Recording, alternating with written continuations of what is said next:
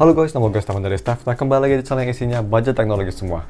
Dan di video kali ini gue bakal unboxing dan juga first impresi HP yang kalian udah request di minggu kemarin, yaitu LG V30. Lebih tepatnya ini versi Jepang, jadi namanya LG V35 Isai. Tapi untuk yang versi globalnya ini namanya LG V30 Plus. Sama aja. So ya, sebelum kita masuk ke unboxing, mari kita bahas dulu harga dan speknya. Untuk LG V35 Isai kalian bisa beli di harga, sekarang udah lumayan naik, dia tuh 2,6 juta. Yang varian 4GB RAM, tapi internal storage lumayan besar sebesar 128GB.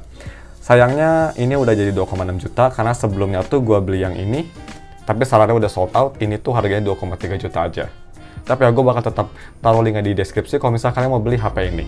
Dan untuk harga segitu kalian bisa dapat spek pakai chipset Snapdragon 835 dan fabrikasi sebesar 10 nm, layar 6,0 inci, POLED display, dengan PPI sebesar 537, jadi udah 1440p, udah support HDR10, Corning Gorilla Glass 5 di balutnya, udah pakai USB Type-C yang pastinya, 32-bit audio untuk headphone jack-nya, salah satu fitur paling unggul di LG V Series, dan juga punya baterai sebesar 3300 mAh yang support fast charging sampai 16 watt atau Quick Charge 3.0.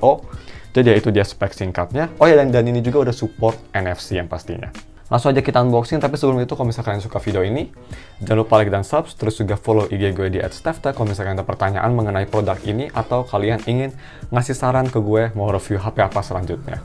Oke, without further ado, let's unbox this LG V35 Isai. Jadi ini tuh barangnya batangannya guys, bukan full set yang pastinya hanya HP doang.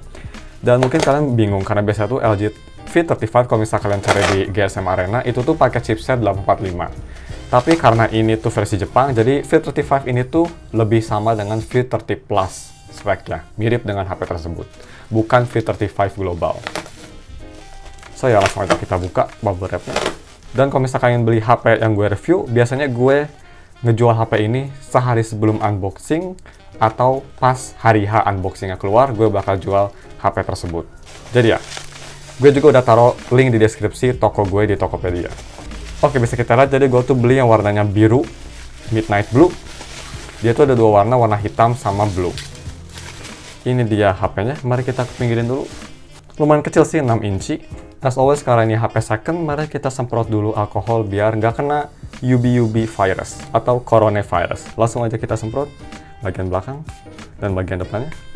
Dan ya, kalau misalnya kita di belakang, di sini ada flash, terus juga di sini ada fingerprint sensor, dan di sini ada setup dual kameranya.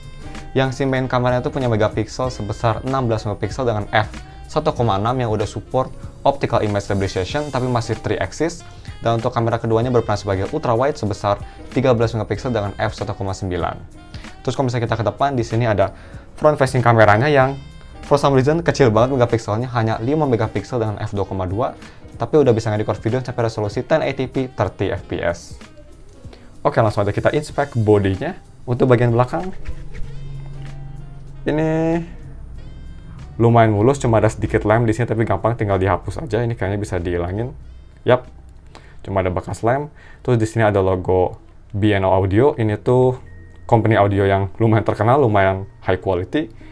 Terus di sini ada Isai, logo Isai. Terus di sini di bawah logo Isai ada, kalau bisa kelihatan, di sini ada lambang buat NFC. Ada logo AU. Dan overall ini bodi belakangnya lumayan mulus. Terus kalau misalnya kita ke samping kanan, di sini ada SIM slot yang kayaknya ini udah sering dipakai banget, bisa kita lihat kayak udah jontor banget sih bolongannya. Tapi ya, kita cek aja. Udah ada rubber gasket, tapi as always untuk HP second walaupun ini udah support water resistant, gue nggak rekomen coba, takutnya udah nggak support lagi. So ya, di sini bisa kita lihat dia itu support 1 SIM dan 1 micro SD secara bersamaan. Oke. Kalau misalnya kita ke atas, di sini ada antena line, terus juga ada mikrofon dan ada sedikit scratch yang lumayan kelihatan di sini sebelah mikrofon. Terus di sebelah kanannya di sini ada headphone jack yang gue excited banget ngetes kualitasnya karena LG V series itu dari V10 sampai V50 kalau nggak salah yang paling baru, semua audionya tuh selalu paling bagus. Dia itu pakai deck yang bener-bener mantap banget, gak ada yang bisa ngalahin. Jadi gue bener-bener excited banget ngetes kualitas audionya. So ya, balik lagi ke unboxingnya. Kalau misalnya kita ke kiri, di sini ada volume button yang sangat tactile, masih sangat tactile. Terus kalau misalnya kita ke bawah, di sini ada USB Type-C charger dan juga di sini ada speaker. Untuk speakernya gue nggak tahu kalau ini udah support stereo speaker. Nanti gue tes di first impression-nya. Oh ya, dan by the way, untuk power button-nya ini khas LG banget, dia itu power button-nya ada di si fingerprint sensornya. Dan yang terakhir untuk si layarnya, di sini layarnya sendiri cukup mulus lah, ada sedikit scratch di sini bisa kita lihat yang lumayan kelihatan, 2 scratch besar, tapi selain itu overall bodinya masih cenderung oke.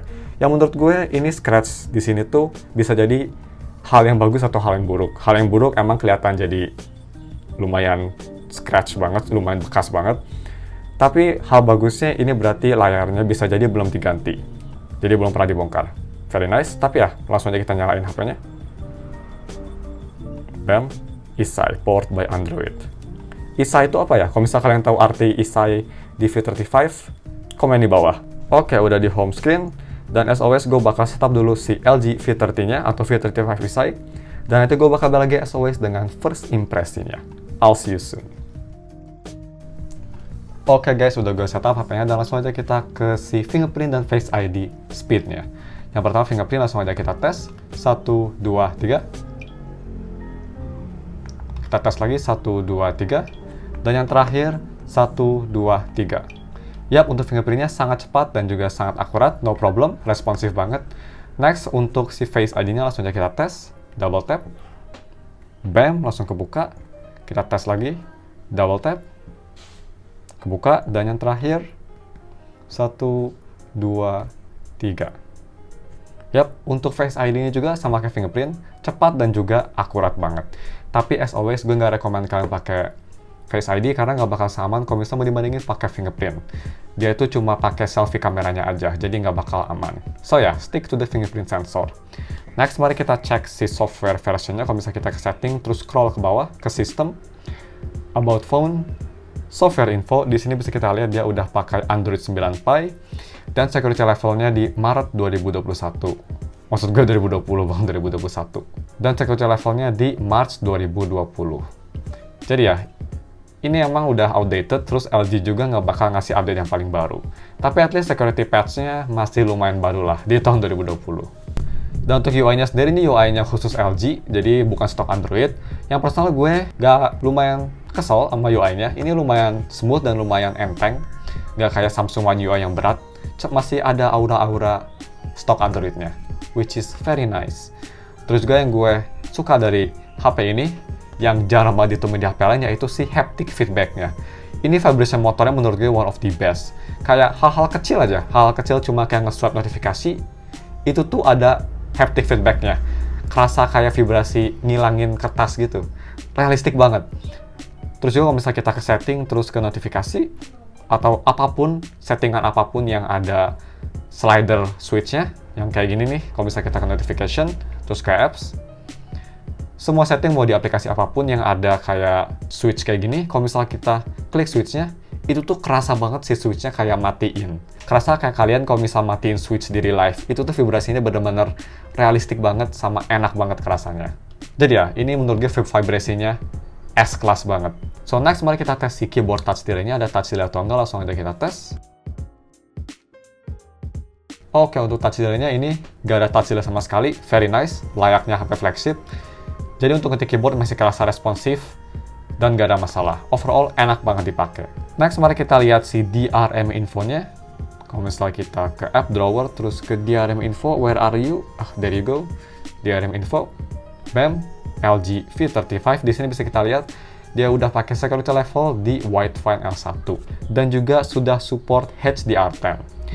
Jadi kalau misalnya mau nonton Netflix atau streaming service lainnya, bisa sampai resolusi yang paling tinggi. Kalau di HP ini bisa sampai 2K resolution atau 1440p. Oh ya, speaking of resolution, kalian juga bisa ngeganti resolusinya. Kalau misalnya ingin nge-save battery, kalian tinggal ke setting, terus ke display. Di sini langsung ada settingan untuk ngeganti si resolusinya. Di screen resolution, kalian bisa diganti. Untuk defaultnya ini default 40p, tapi gue bakal turunin aja ke medium atau full HD, biar nge-save battery.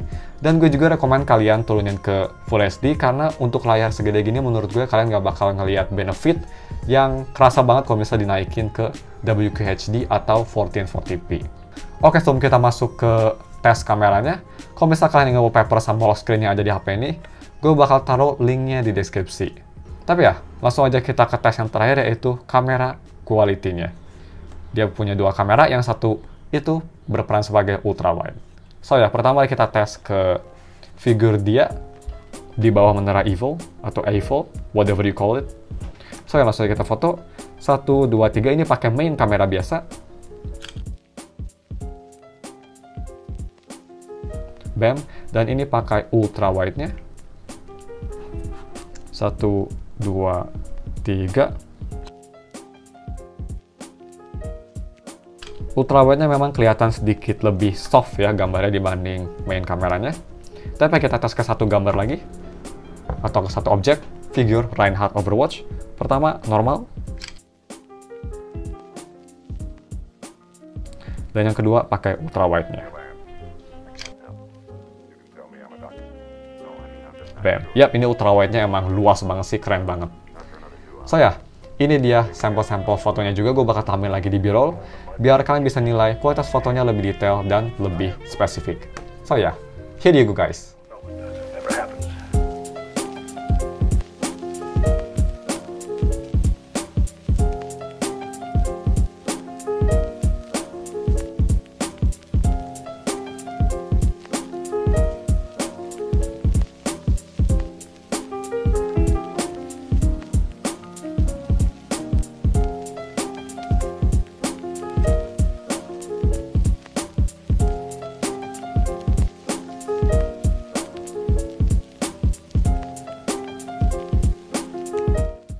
Dan yang terakhir untuk si video recordingnya, kalau misalnya kita ke settings, di sini bisa kita lihat dia bisa nge-record video sampai resolusi 4K di FPS 30 atau Full HD 30 FPS.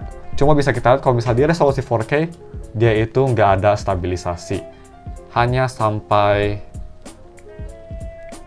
Full HD 30 FPS aja. Kalau Full HD 60 FPS sama 4K itu nggak ada stabilisasi sama sekali. Tapi ya mungkin cuma segitu aja unboxing dan first impression-nya.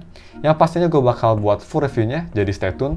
Terus juga kalau kalian ingin beli HP review bekas ini, kalian bisa follow Tokopedia gue di link deskripsi. Dan juga follow IG gue biar stay tune sama videonya. Jangan lupa like dan subs. Thanks for watching. We'll see you in another video. Bye.